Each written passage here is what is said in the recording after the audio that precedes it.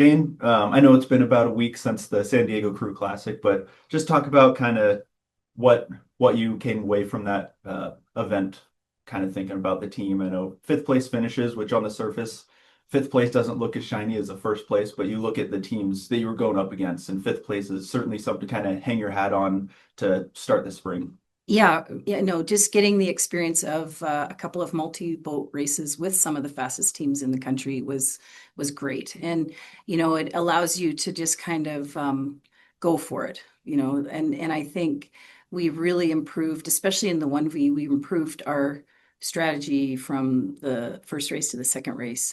I think the 2V was pretty consistent, and we're looking, this week we've gotten a few people back from injury, and so the lineups are going to look different. And I'm excited to just again, take another step forward in the season.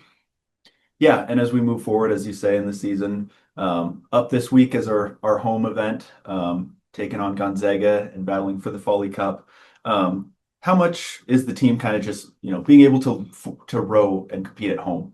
Oh yeah, it's great because we as rowers they toil away in relative obscurity, being down at the Snake River, and I mean it's our place, which is really nice, but it affords the students, a lot of family and friends. We're also going to be celebrating our seniors because it's the only home race, and so we'll have a little introduction of the seniors and a small presentation, and so yeah, it's really nice to sleep in our own bed and we have the flexibility to, turn up a little bit later and, because we're not traveling and all that kind of thing. So, yeah, no, we really appreciate Gonzaga and Oregon State for helping us maintain our home event every year.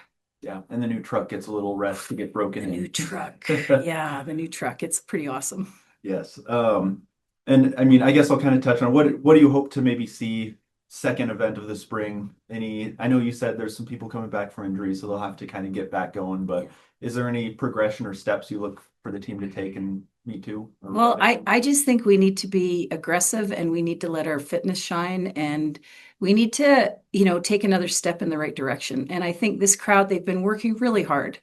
And, I want them to row with confidence and trust in each other and bring a little bit more intensity.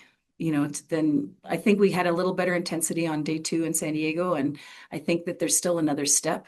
And we've been having a bit more competition in practice. And so that I think hopefully will end up in people trusting just, maybe a beat higher on the stroke rate, a little bit more.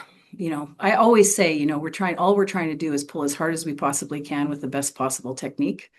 And,